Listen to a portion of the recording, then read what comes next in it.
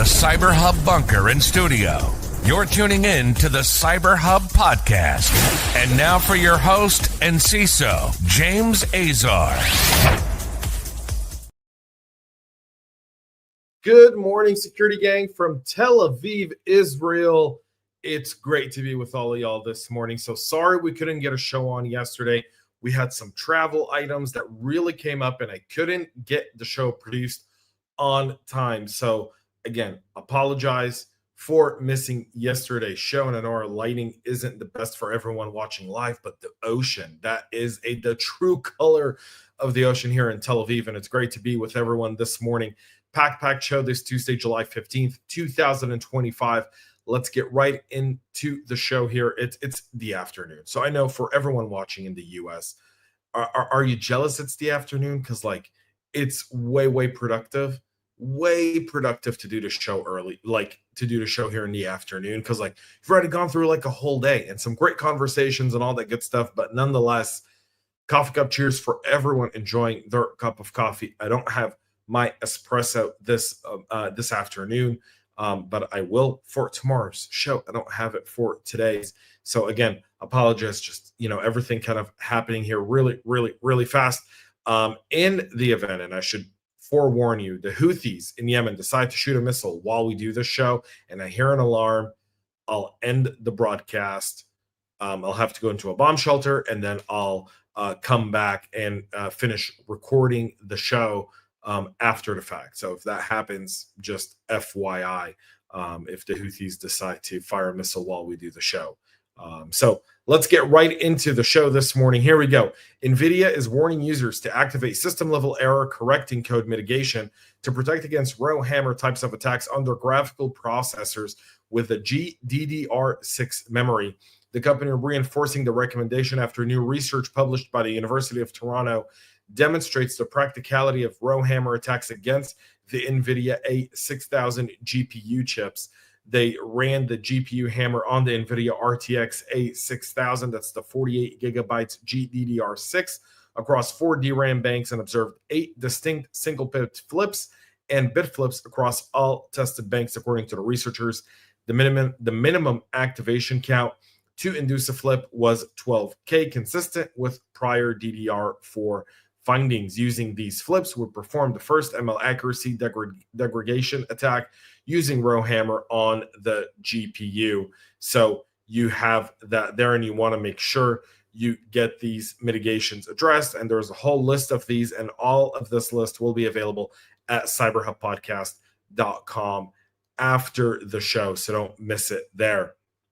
We'll continue with Dragon Force ransomware, now claiming the cyber attack on department store chain Belk. So those who don't know, there's Belks, the kind of like Macy's and somewhat. There's one about 10 minutes from my home. My wife likes it. I don't really care. It's I order everything online. I don't even look at it. So that being said, plus I'm also a very simple dresser. Like I wear a black t-shirt, right? But for those who don't know, Belk is a pretty prompt department store. They identified an incident that happened on May 8th, which prompted the company to disconnect affected systems, restrict network access, reset passwords, and rebuild impacted systems. Belk's investigation into attack determined that attackers had access to its network between May 7th and May 11th, and they did exfiltrate certain documents, including files containing some PII. The data breach notification submitted to the New Hampshire Attorney General. Belk said at least names and social security numbers were compromised as part of the attack. The company is preparing to provide impacted individuals with 12 months of free credit monitoring and identity restoration services, which also includes up to $1 million in identity theft insurance. Now, again, that $1 million is only for the first year. We know for a fact that rarely do threat actors use that identity information, and rarely can you claim to go back to that company and get it, right? Like the burden of proof there doesn't really exist. A lot of this is just lip service. Dragon Force, the ransomware group behind the attack, claimed responsibility for it on Monday. They added Belk to their Tor-based leak site. That essentially means that Belk refused to pay for the attack. And so what they'll do is they'll run negotiations, and typically you'll see that. So an attack will happen. It'll take a month or two. They won't be able to get to some sort of amicable way to either pay the ransom or pay not to publish the data, and then the threat actors turn around and publish the data. And more companies should not pay the ransom. I mean, I say that because, and again, it's easier said as a security practitioner, but you're not in the board of director shoes, you're not in the shareholder shoes, and you're not in the CEO shoes. And so a lot of times they decide to pay because they believe it'll reduce disruption. I'm one of those people who says you shouldn't pay it at all. So just FYI. So Dragon Force to date has had 38 incident confirmed. They say they've allegedly hit 210. So they're either getting paid a lot or they're most people are paying them 20%, 20% aren't paying, 80% are paying, or they're full of it. So either way, Belk has been around since the late 1800s. It operates 300 department stores across 16 states, along with an online store and a whole bunch of stuff. So they have that as well. Louis Vuitton, the luxury French retailer, is now notifying individuals in several countries of the data breach. Those individuals in the countries are in the UK, South Korea, Turkey, and other countries. The attack resulted in the theft of information such as name, contact information, and other data shared by the customers. No financial information nor passwords were taken by the attackers. The incident reported in each country appears to be connected to some sort of compromise, and the breach that happened earlier this month. That's July 2nd. Press releases issued in Korea and Turkey indicate that the attackers gained initial access nearly 1 month before the intrusion was detected. 143,000 people were impacted in Turkey, according to the notification. We don't know that number in Korea. So there's that. And security researchers discovered a vulnerability in McDonald's McHire, which is a chatbot job application platform that exposed the chats of more than 64 million job applicants across the U.S. The flaw was discovered by security researchers Ian Carroll and Sam Curry, who found that the chatbot's admin panel utilized a test franchise that was protected by a weak credential of a login name 123456 and a password of, you guessed it, 123456. McHired, which is powered by Paradox.ai and used by about 90% of McDonald's franchisees, accepts job application through a chatbot named Olivia. Applicants using the chatbot will submit their names, email addresses, phone numbers, home addresses, and availability, and then they're required to complete a personality test as part of a job application process. Now, once logged in, the researchers submit a job application to the test franchise to see how the process worked. During this test, they noticed that the HTTP request was sent to an API endpoint at /API/lead/CMM-XHR, which used the parameter lead underscore ID, which was, in their case, was 6,185,742. The researchers found that they were able to actually pull full chat transcripts, including session token and personal data that were previously applied on McHire. This is called an insecure direct object reference vulnerability, which is when an application exposes internal object identifiers like record numbers without verifying whether the user is actually authorized to access the data. API security, non-human identities. You've got it there, folks. In this case, incrementing or decrementing the lead ID number in a request returns sensitive data belonging to other applicants, and the API doesn't check for authentication of whether or not said user has that issue. Paradox AI and McDonald's were reported the issue on June 30th. McDonald's acknowledged the report within an hour, and the default admin credentials were disabled soon after, so good for them.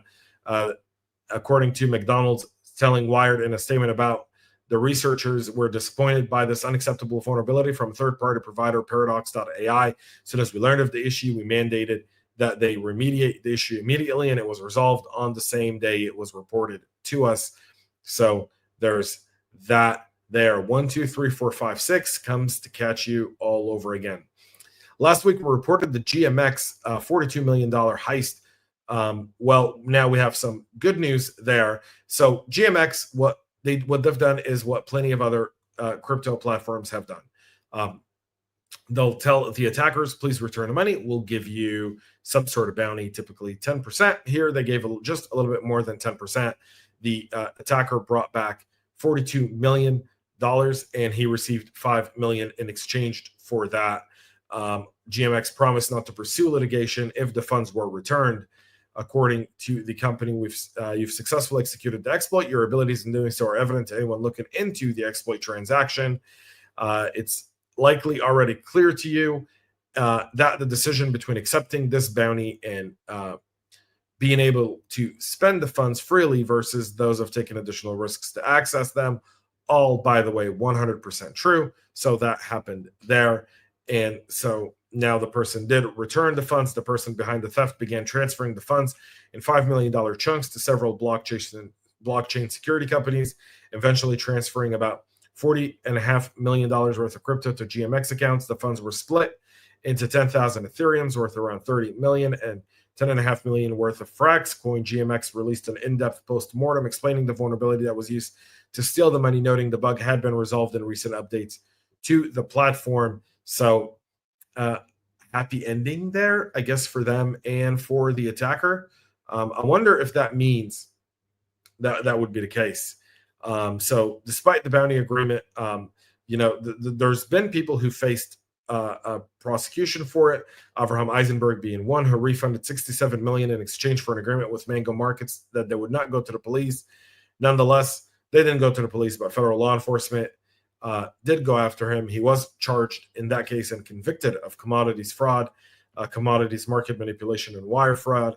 The judge is still mulling a potential retrial on the charges related to Mango Market, but Eisenberg was sentenced to 52 months in prison for a separate charge of possession of child sexual abuse material. So,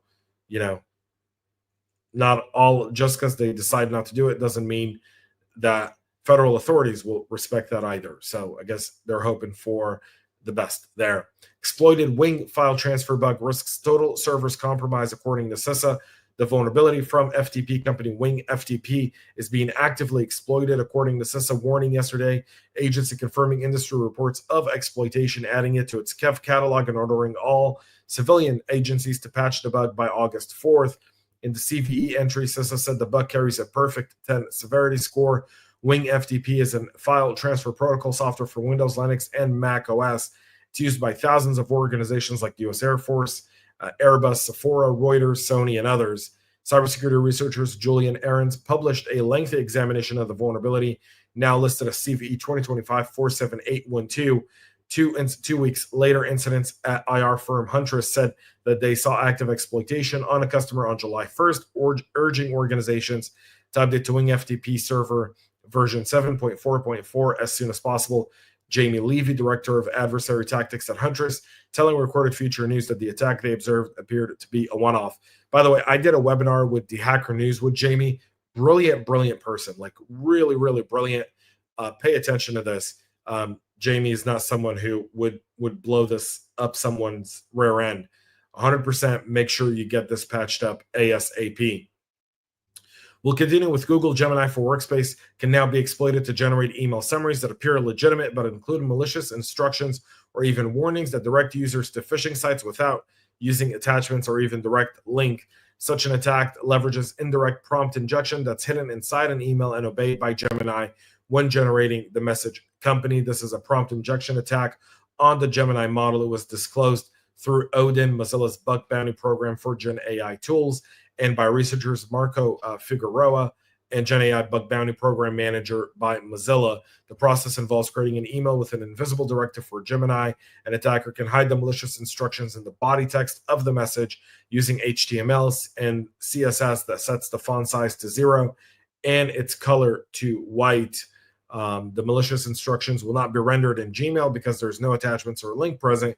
The message is likely to reach the potential target inbox if the recipient opens the mail and asks Gemini to generate a summary of the email.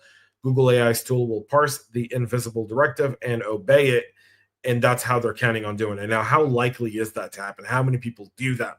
That number is probably in the hundreds, but it's just another method of showing you how AI could be manipulated to do things that maybe a human wouldn't do as well. So something to keep in mind there and address through training, obviously, but also through really helping to block what AI does in your environment. Meaning, one thing to do with AI is when it's generating links, to actually direct AI to send all those links to be checked in Sandbox and then post those links to the users, right? That's a process one should do. A newly disclosed vulnerability in the train braking systems would allow attackers to remotely stop trains with relatively simple and inexpensive hardware, potentially causing derailments. Now, this sounds really, really scary. CVE 2025-1727 does involve a weak authentication in the protocol used to send what is known are end-of-train and head-of-train packets. These are radio signals that command a rail vehicle end-of-train device to stop it. Successful exploitation would allow an attacker to send their own brake control commands to the end-of-train device, causing a sudden stoppage of the train, which could lead to disruption of operation or even induce brake failure, according to a CISA advisory published on July 10th. The Association of American Railroads and Industry Trade Group that manages a committee responsible for maintaining the flawed protocol is developing new systems to replace the vulnerable ones, according to the CISA advisory.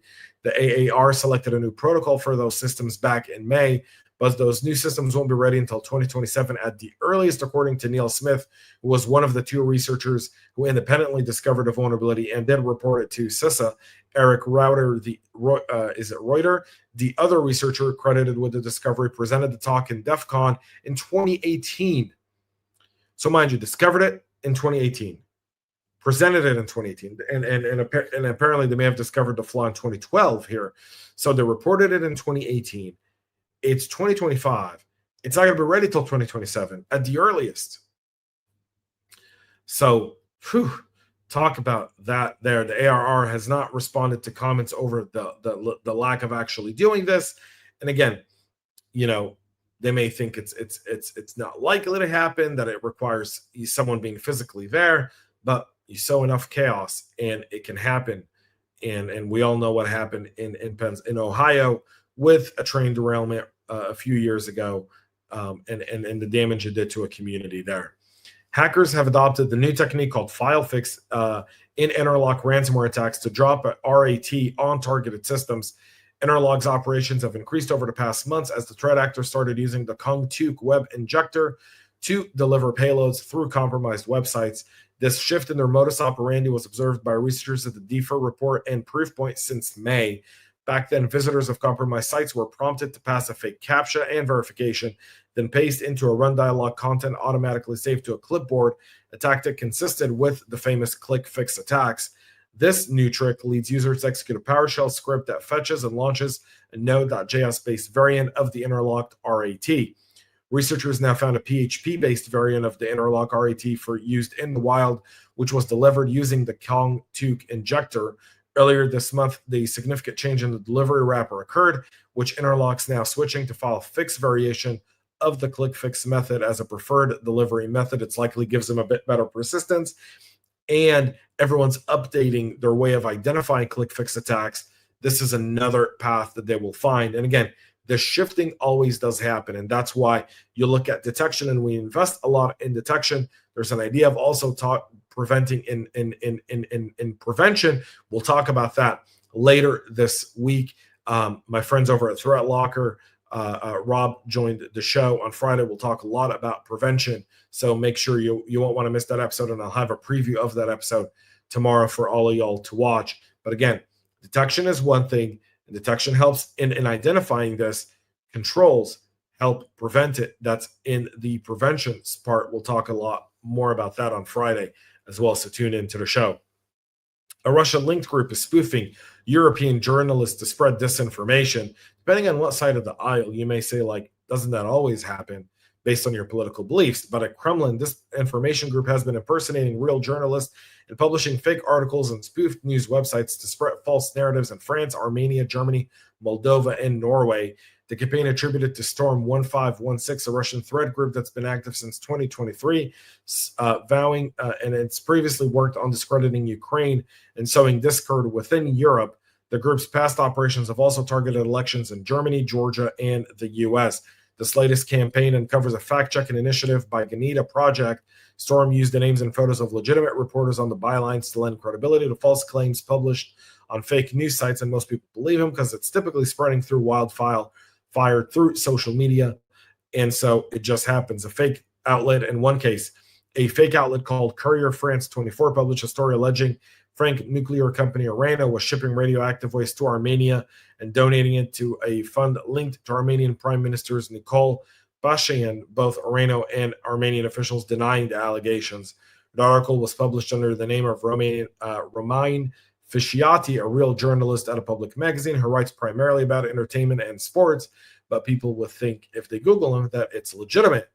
There were other campaigns targeting Moldova's President Maya Sandu in an article published on the fake website, the EU Insider.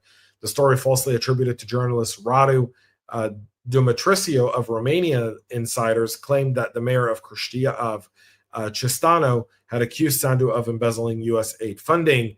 Again, just kind of going about it, and they do this over and over and over again. And it works in some cases. It absolutely works. Finally, a federal IT contractor agrees to pay a $14.75 million fine over cyber fraud allegations. Hill Associates is a Maryland-based company supplying IT services to the U.S. government, now has agreed to pay the $14.7 million fine to settle alleged violations of its contract with federal agencies, according to the Department of Justice and Treasury. From 2018 until 2023, Hill Associates provided supply services to both of those. On top of nearly $15 million in fine, Hill Associates also agreed to pay 2.5% of its annual revenue, exceeding $18.8 million, beginning next year and lasting until the end of the decade. The case was brought under the False Claims Act, a 160-year law that allows the government to collect civil damages from contractors who violate terms of their agreement with the government. And this one, apparently, they were lying about their cyber status. They were lying about they were billing for stuff they weren't giving. They were lying about the experience or education of their personnel as stipulated within the contract. All of those things, the government went ahead and found that, and those allegations have now been settled. That's it for our show this morning. Obviously, we went a little bit longer. I do apologize, but missing the show yesterday, more stories today. We'll be back tomorrow, 9 a.m. Eastern, live with the latest and greatest. It'll be 4 p.m. here in Israel. It'll be beautiful. It's not sunset time because sun doesn't set here till 9:30, but that beach, that view, mamma mia. It's gorgeous. It's beautiful. So thank you all for tuning in. Make sure to subscribe, follow, share, like, and comment. Until then, have a great rest of your day, y'all. And most importantly, stay cyber safe. We love feedback, so make sure to connect with us on social media and subscribe to our podcast on your favorite podcast listening platform.